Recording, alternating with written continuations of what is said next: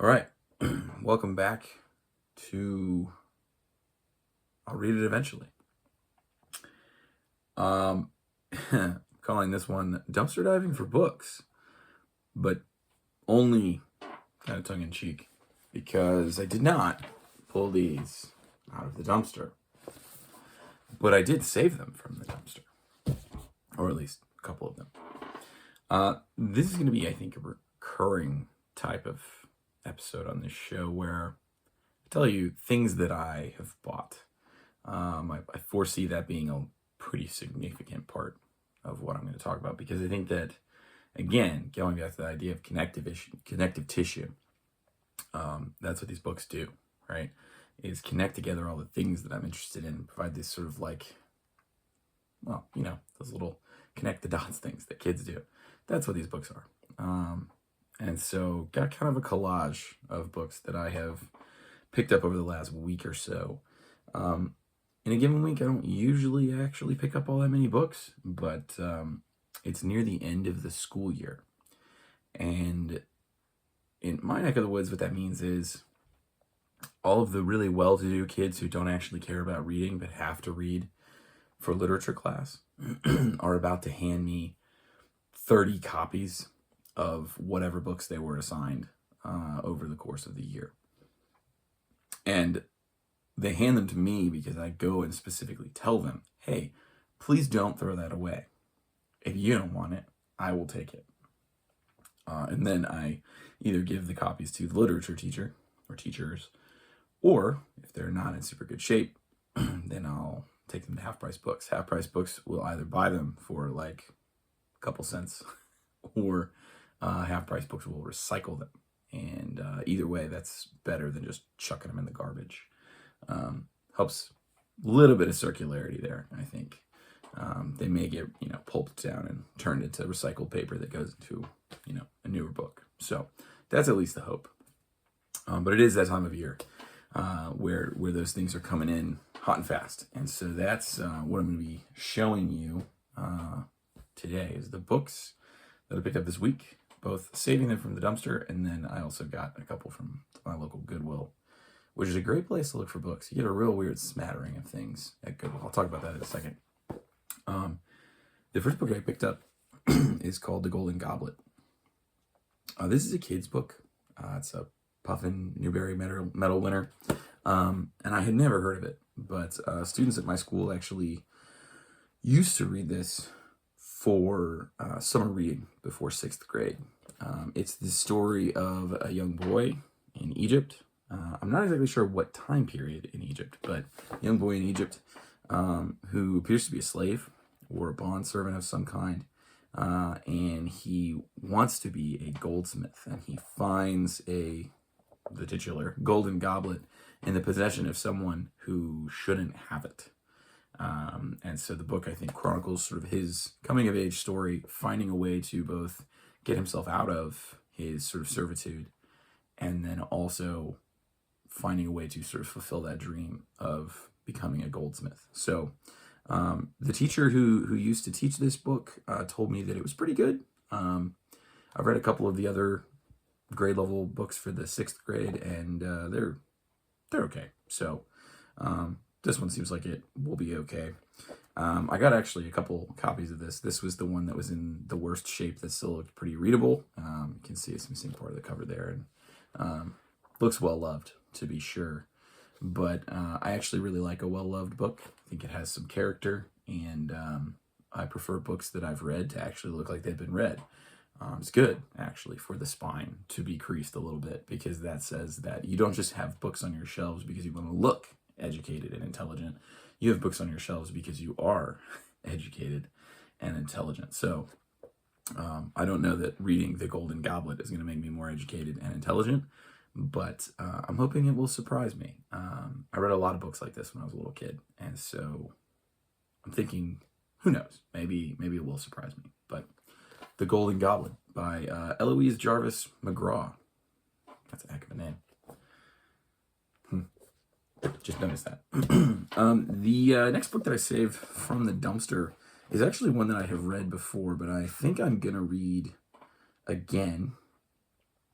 in part because of how famous it is, and also in part because it's actually, I'm finding, the beginning of a trilogy, which I didn't know when I read it in high school, and that is Chinua Achebe's Things Fall Apart. If you don't know, this book is set in colonial West Africa. I believe it's Nigeria, which I'm pretty sure is where Achebe is from. There's a picture of him on the back. I remember reading this book in high school, and it stuck with me for one very specific reason. I was actually talking to a colleague about this today when I saved it from the garbage.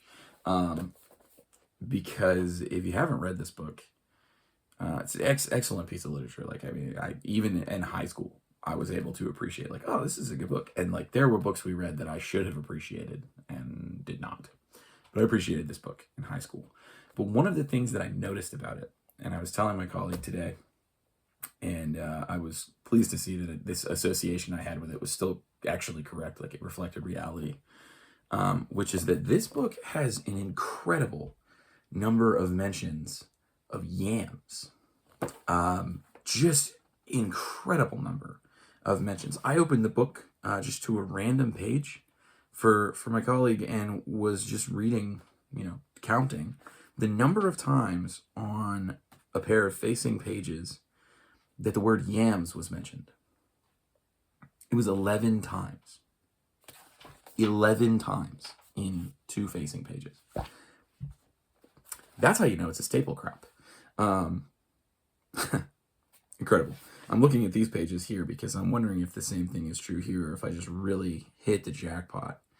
And I'm currently not actually seeing a mention of yams on this pair of pages. So I guess this is the exception that proves the rule, unfortunately. Oh, but there's a mention of cowrie shells, which is the other thing that gets mentioned all the time. So this is a great book. It is about the interaction between the local Igbo people and British colonials, and how colonialism sort of infects and invades this local traditionalist culture and begins to break it down. And hence the name, Things Fall Apart. It's really good. It's a very sad book. I think when I read it this time, I think it's going to be even more sad because, when I was in high school, I didn't care about things like institutions or traditions. I didn't really have a good sense of local culture as being something I really cared about, as opposed to just something I experienced and took for granted. And this book is about the erosion of local culture, about the erosion of tradition, about the destruction of things that give you your identity, right? And I mean, look at the wall behind me. I have a map of Kentucky, which is where I'm from, and I have over here a framed sheet of music from my old Kentucky home, right? Which says, "Weep no more, my lady." So, like, I love where I am from, and it's deeply important to me. Oh, and it's just out of frame, but there's actually a cardinal, which is our state bird, up there on top of that bookshelf. So I love where I'm from, and I feel planted here in a way that now is self-conscious, as opposed to just sort of being a given, right? Just taken for granted. And so I think this book is going to be really sad for me this time around, because I'm just going to see all the ways in which the main character, Okonkwo, just all the ways in which his culture just gets obliterated right underneath of him. And the colonials don't care. And I think this is a really important counterpoint. Some of the books I've read recently, or some of the ideas I've heard recently, are ones that want to sort of defend the colonial system and the imperialist system for the things that they actually did do. The spread of Christianity. I think that was a good thing. Spread of education, spread of things like running water and sanitation and that sort of thing. All that's great, but you can't quite disentangle those things from things falling apart. And so it's an important counterpoint, as I say, to this narrative that there is something good to pull from the imperialist era, because I think there is. But it's important to not let that idea stand unchallenged, right? or maybe even just uncomplicated, because it is massively complicated. So Things Fall Apart, Chinua Achebe. It's the beginning of what's called his Africa trilogy, which I have not read, but would be really interested to read after revisiting this. So I think I'm going to put this near the top of a massive pile. You can actually, this is the massive pile of books that I've just bought in the last couple months. I've got a problem. So we'll visit those soon. Yeah, this next one, I really don't know what to think, because I just have no experience whatsoever with this particular author. This book is called Everything That Rises Must Converge by Flannery O'Connor. It's a group of short stories. Flannery O'Connor is one of those names that I've heard, many, many times. And always in the context of, yeah, this person, which for a long time didn't know if it was a man or a woman. It's a woman. She's a woman. But for a long time, just had no idea what she wrote. And so this, I think, will just be a real eye-opener, sort of delving into her writing. I was not aware. She actually died very young. How old was she? She was 39, which is crazy. I mean, just like, that's like, well, it's middle age. I mean, she wasn't even over the hill. That's terrible. But yeah, I've heard a lot of good things about this. There's a blurb on the back of this book from Thomas Merton, who's a person who I would like to have read more of. I read one book by Merton, and I can't remember what it was now, but I really struggled to get into it. I'm not sure that the whole Catholic mystic thing is for me. I have a lot of respect for some of the people who were big names there, like Merton, but I'm not sure that it's for me. But I've heard that O'Connor's stories are really good because she writes about redemption a lot. I mean, her Catholicism really comes through in her writing, is what I understand. And she'll just take the worst kind of person in the story and show you how terrible they are. And then they get redeemed. That is my understanding. So that actually is exactly the kind of thing that I want to read. One of the most impactful stories, in my view, this is a real normie take, but one of the most impactful stories in Scripture, in my view, is the story of the prodigal son. Very few things in the Bible can just reliably bring me to tears. If I think too much about the story of the prodigal son, or if I talk too much about it, that's one of them. Just the son is out there just living in his sins, and then he loses all of his money, and he's sitting there in a pigsty contemplating eating the garbage they're feeding the pigs. He says, maybe I can go back to my father and live as a slave in his household. Maybe he'll accept me that way. And he comes walking back over the hill, and his father sees him, love this, while he was still a long way off. And he runs to him. That's incredible. I'm literally, it's getting teary now. That's incredible. God sees us where we are, in the depths of our sins, and just absolute pits of human evil. And even there, maybe especially there, he says, that's my child, and I want them to come home. And all it took, right, was the son turning in earnestness and just a small modicum of faith, and saying, I think my father will accept me that way. And then his father just blows his mind, because he's willing to accept him far beyond anything he could have asked for or imagined. It's incredible. And that's what I hear Flannery O'Connor writes, is that kind of stuff. So I'm interested to get into this. I'm not sure that this is going to go to the top of a pile. A friend whose judgment I trust recommended it to me, though, so maybe I'll give the first story a read and see what happens. I don't But yeah, this was an assigned book that a student was just going to get rid of. Look at this cover art. That alone. I mean, this is the kind of book that, like, if somebody was like, oh, yeah, I need to display a book, the nice looking book. Here's a nice looking book to display. This is a paperback. And it's beautiful. I love that. The watercolors, the birds, this crazy writing that you can barely read. It's incredible. Yeah. So I don't understand. I don't understand young people just being like, yep, don't care about books. I don't get it. Everybody's a reader. I believe that strongly. Everybody's a reader. You just have to find the right kind of book. That's what it is. You just have to find the right kind of book. Believe that. And for some people, the right kind of book is Moby Dick. Another one of my buddies at work, we were actually talking about the movie 1917, which is a whole can of worms that I'm not going to open because this is about books and not about movies. But he was saying that one of our colleagues who's going to be teaching English next year, he looks at me and goes, John, she's never read Moby Dick. And I chose that moment to tell him that I also never read Moby Dick. And so he pulled this book off the shelf. This is one of his books.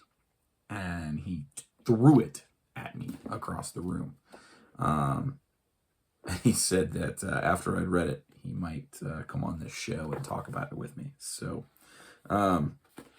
yeah, this is another one of those books that you just hear about all the time. It gets referenced all the time. You know, there are movies that are made. Recently, there was that movie, In the Heart of the Sea. That's what it's called. That's about the sinking of the Essex, the whale ship Essex, which is what this book is based on. And Melville's actually a character in that movie who interviews the captain, or the first mate. Chase. His last name is Chase. But anyway, yeah, I mean, people reference this book, and that's how you know that something is a cultural artifact, when people reference it and they don't know that they're referencing it, because it's become such a normal part of our culture and just an unquestioned part of discourse, right? Like, people, if you were to say, you can call me Ishmael, people would be like, oh yeah, I've heard that before. If you ask them, what's that from? Who knows? Who knows? I think most people wouldn't be able to tell you. And I'd be able to tell you that it's from Moby Dick, but I've never read Moby Dick. I think I might have read a page of Moby Dick in college because somebody told me that what Melville does is he writes the story, and then every once in a while he stops and he just like has a chapter that's basically a sermon on like Calvinism. And at the time I was like, I can't imagine something more boring and awful than to read hundreds of pages about Calvinism. So I actually still can't imagine something more boring than that. But yeah, I'm gonna say it numerous times in this show. It's a classic, and it's a classic for a reason. I don't know what it is yet, but I will read it eventually, and then I'll know. This is one of the, I talked about this before, this is one of those grooves, one of those paths that like so many people in America, and the Western world generally, have read this book and have come away saying, yep, that's deeply meaningful and impactful. This says something about human beings. This says something about sin, about redemption. This says something about obsession, right? I know for a fact that's what this book is about. And I think also, I haven't read it, but I think what I'm going to find is this book is also about how we as human beings interact with creation. One of the most arresting scenes from that film, In the Heart of the Sea, is the part after they catch a whale. And they did just an enormous amount of practical effects and special effects to show you what it must have looked like to process a whale on the deck of a whale ship. And they've got this severed head of this sperm whale that they've chopped the hole through, and there's blood and viscera everywhere. And, they're chucking pieces of it into the sea, and there's sharks coming and eating all the chum in the water. And, it's dark and smoky, and they're like climbing into the head of the whale to scoop out the oil. And just such an arresting sight. And I know that there's a scene like that described in this book. It really makes you think, like, yeah, we were going to drive those things to extinction if we had to have cheap ways to light homes, and there's always justifications. And I know that there were justifications given at the time for why we were doing that as a species, and why we could hunt the whales the way that we did, and why we still hunt whales the way that we do.